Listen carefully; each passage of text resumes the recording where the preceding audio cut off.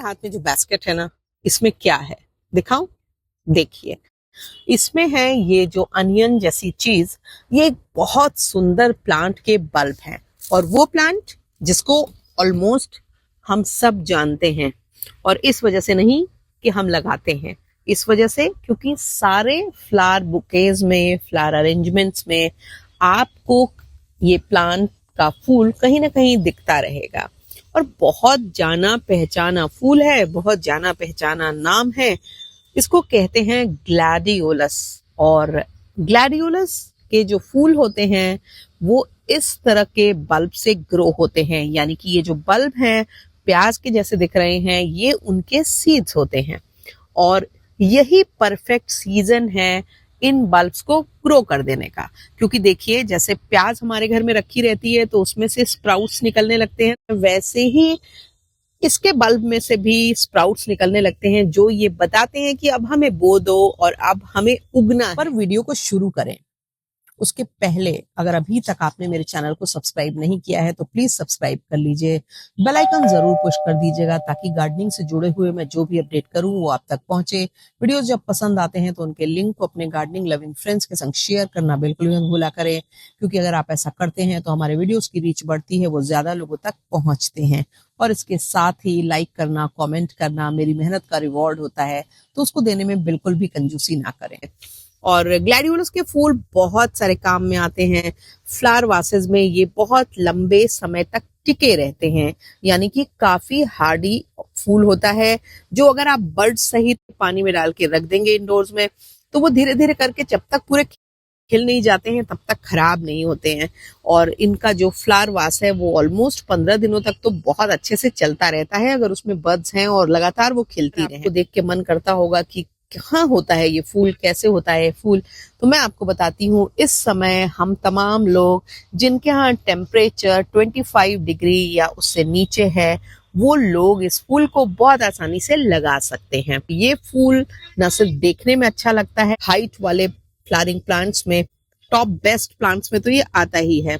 तो आज हम सीखेंगे ग्लैडियोलस के बल्ब्स लगाना, उनको ग्रो करना, उनके लिए मिट्टी बनाना, उनकी सिंपल केयर और कंटेनर्स में इनको कैसे ग्रो करें। क्योंकि मैंने तो इनको लगा दिया है क्यारियों में। और साथ ही इस वीडियो में मैं आपको ये भी बताऊंगी कि बल्ब जो मैंने मंगाए हैं वो कहाँ से मंगाए हैं। बार जो मैंने बल्ब मंगाए थे वो इतनी अच्छी क्वालिटी के बल्ब आए, जो मुझे खुद भी बहुत सरप्राइजिंग लगता है, क्योंकि आमतौर पर मैं जा करके देख करके अपने प्लांट्स, अपने बल्ब्स, अपने सैपलिंग लेना पसंद करती हूँ। पर इस बार मैंने बल्ब मंगाए ऑनलाइन, और ये जो बल्ब आए ये बहुत अच्छी क्वालिटी के आए, बहुत अच्छी कंडीशन में आए। जो आपको ये बेड दिखा रही हूँ, ये बल्ब हमने लगाए थे 15 दिनों पहले, और अब देखिए इनमें लगभग इनमें 3-4 इंच तक के नए प्लांट शूट्स निकल चुके हैं।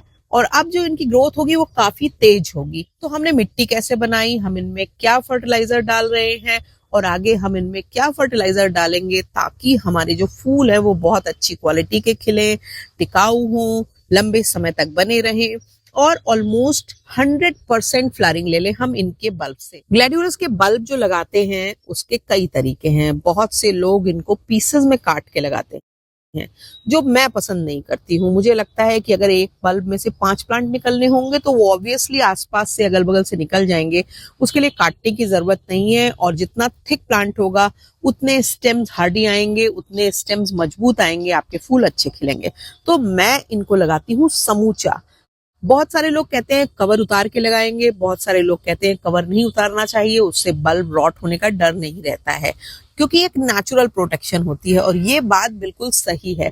पर अगर आपका बल्ब मजबूत है और आप कवर उतार के लगा देंगे तो उससे कोई परेशानी नहीं होने वाली है।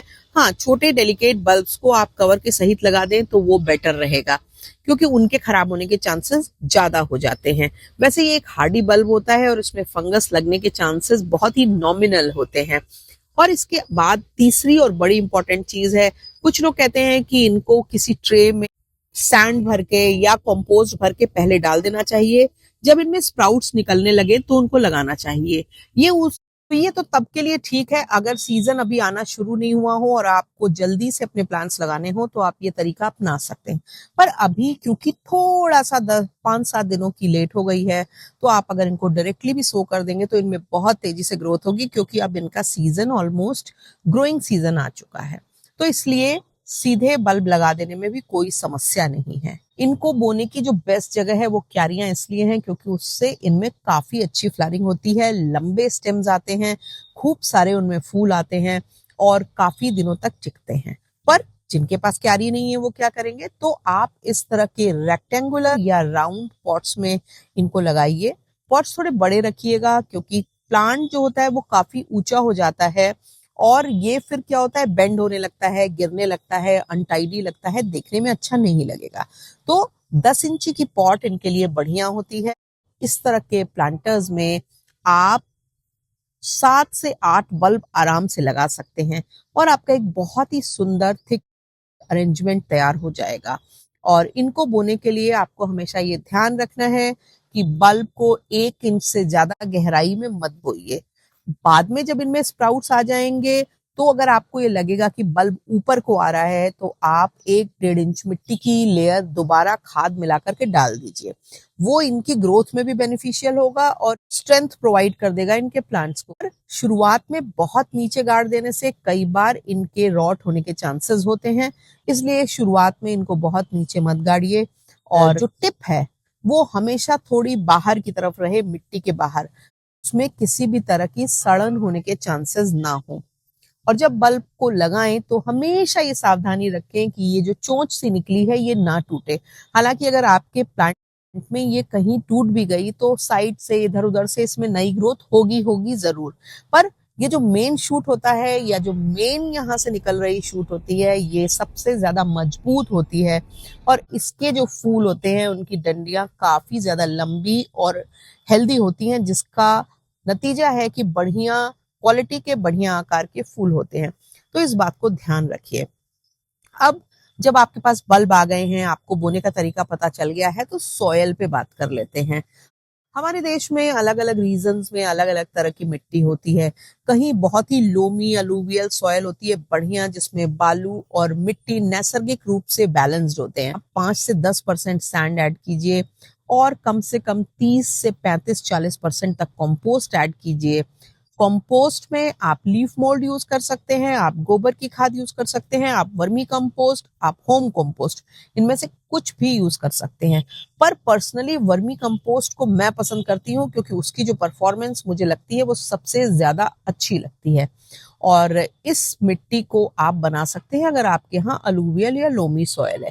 पर आपके यहाँ की मिट्टी ज्यादा चिकनी है तो आप सैंड की क्वांटिटी को 25 से 30% तक बढ़ा सकते हैं, जो आपकी मिट्टी को कठोर या बाइंड नहीं होने देगी, जिससे आपके प्लांट में फ्लावरिंग बहुत अच्छी होगी।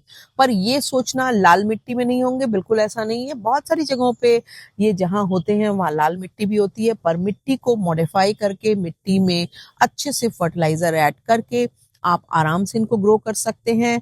और अगर आप इनको नर्सरी से लगा हुआ लाते हैं तो आपको कुछ भी नहीं करना है, अपने लगे हुए प्लांटर्स में 1 मुट्ठी कंपोस्ट डाल दीजिए हर 15 दिन पर, ताकि उसकी मिट्टी में नए न्यूट्रिएंट्स आते जाएं। इनकी ग्रोथ के लिए आपको क्या क्या करना है, इनके प्लांट की अच्छी ग्रोथ के लिए आपको लगभग हर 15वें दिन 1 मुट्ठी आप इसमें ऊपर टॉप पे कंपोस्ट डालिए और उसमें डालिए आधा चम्मच के करीब माइक्रो न्यूट्रिएंट। कंपोस्ट में माइक्रो न्यूट्रिएंट मिक्स कीजिए और अपने प्लांट को दीजिए। तब तक दीजिए जब तक इस प्लांट की ऊंचाई 1.5 से 1.5 फीट के करीब ना हो जाए, यानी कि इसमें जो पत्तियां हैं सॉर्ट जैसी, ये इतनी लंबी ना निकल जाए जिससे आपको ये लगे कि अब प्लांट की पत्तियां पर्याप्त हो गई हैं, लंबी हो। जैसे ही आपको लगे प्लांट अपनी फुल ग्रोथ पे आ चुका है तो आप इसमें यूज करिए माइक्रो न्यूट्रिएंट के संग 3-3, 4-4 दाने डीएपी के। उससे इसमें फ्लावरिंग की प्रक्रिया एक्सपेडाइट होगी और ये चीज आप 2 से 3 बार कर सकते हैं पूरे सीजन। अब अगर आप मान लीजिए कि फ्लावरिंग सीजन आ जाए और आपके में शूट्स नहीं आ रहे हैं, तो इस तरह का बायो पोटाश है, अमेजोन पे आपको मिल जाएगा, सीड शॉप पे मिल जाएगा। या ब्रांड आप कोई भी ले लीजिए, उस बायो पोटाश के 5-5, 6-6 दाने या तो डायरेक्टली डाल दीजिए और फिर पानी भर दीजिए, और नहीं तो इसको डाइल्यूट करके पानी में छिड़काव कर दीजिए अपने प्लांट के ऊपर, जिससे कि उसमें बड फॉर्मेशन की प्रक्रिया जल्दी शुरू हो जाए। जब हम मिट्टी में फर्टिलाइजर डालते हैं तो वो थोड़ा देर में असर करता है, पर जब हम पत्तियों पे इसको स्प्रे कर देते हैं, प्लांट पे स्प्रे कर देते हैं, तो प्लांट इनको ज्यादा आसानी से और जल्दी ग्रहण कर लेता है। रही बात ग्लैडियोलस के पानी डालने की, तो रोज रोज थोड़ा थोड़ा पानी डालने की जो स्ट्रेटजी है वो वर्क नहीं सही से करती है। जल्दी जल्दी रोज रोज पानी डालना इनके प्लांट्स को की ग्रोथ को भी खराब करेगा, क्योंकि पत्तियां फिर बहुत ज्यादा निकलेंगी और फूल आने में समस्या आएगी। ऐसा भी मत करिए कि पानी ही मत डालिए और आपका प्लांट खराब हो जाए। खास करके जब सर्दियां ज्यादा बढ़ जाए तो मिट्टी का नम रहना जरूरी होता है, जिससे कि प्लांट के ऊपर सर्दियों का असर ना हो। पॉट में लगे हुए प्लांट्स के लिए भी आपको यही करना है, पर कम से कम 1.5 इंच की मिट्टी अगर सूख जाएगी तब आप पानी डालिए और देखिए आपके प्लांट बहुत ही उम्दा, बहुत ही अच्छे दिखाई देंगे। माइक्रोन्यूट्रिएंट की अगर अवेलेबिलिटी सही होती है तो जो पत्तियों पे चित्ती पड़ना या इस तरह की बीमारी होती है, बर्ड्स का सही से फॉर्म न होना जो होता है, वो काफी हद तक कंट्रोल हो जाता है और ना के बराबर होता है। पर अगर आप ये वीडियो देख रहे हैं और आपके प्लांट में ये समस्या है, तो आप अगर मुझे कमेंट बॉक्स में पूछेंगे तो मैं आपको कोई ना कोई ऑप्शन सुझाऊंगी, क्योंकि मैं केमिकल ऑप्शंस अपने प्लांट में यूज करती नहीं हूँ। तो मैं दवाइयों के नाम, उनके छिड़काव के बारे में, फंगीसाइड के बारे में बात नहीं करती। अगर आप बल्ब लगा रहे हैं और आपको कोई रिकमेंड करे कि आप फंजीसाइड डाल करके लगाइए, तो उसकी जरूरत नहीं है। जब तक फंगस नहीं है मिट्टी में तो क्यों जरूरी है फंजीसाइड डालना।